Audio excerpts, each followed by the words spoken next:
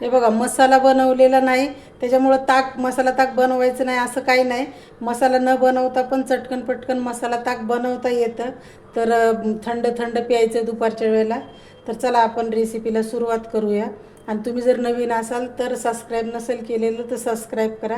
आणि व्हिडिओ एकदम छोटा आहे, कुठे स्किप न करता पूर्ण बघा. आणि आवडलं तर लाईक करा आणि शेअर बी करा. चला तर मग रेसिपीला सुरुवात करूया. नमस्कार मंडळी.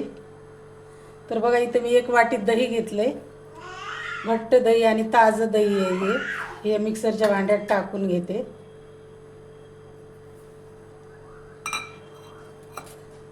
इथं थोडीशी कोथिंबीर घेतली. हे पुदिन्याचे 4-5 पाने धुवून घेतलेत स्वच्छ. आणि 1 मिरची आहे, हे याच्यात टाकून घेते. जिऱ्याची पावडर आहे. ऐन वेळेला आपल्याकडे जर मसाला नसेल केलेला ताकाचा तर हे असं वापरून आपण छान बनवू शकतो. आणि काळं मीठ आहे, हे टाकले. आता याच्यात थोडंसं पाणी टाकून याला मिक्सरमधून काढून घेते. तर बघा, मिक्सरमधून काढून घेतलं याला. आता याच्यात थोडंसं साधं मीठ टाकते.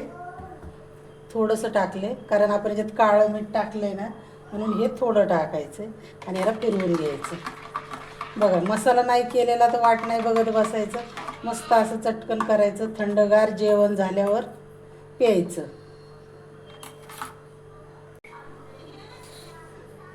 चला, मस्त आता याला ग्लासमध्ये काढून घेते.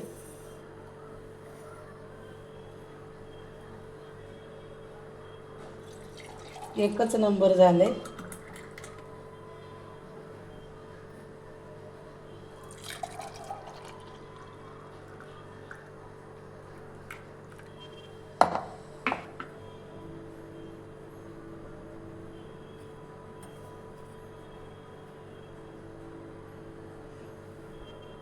चला, घ्या तुम्ही पण बनवायला.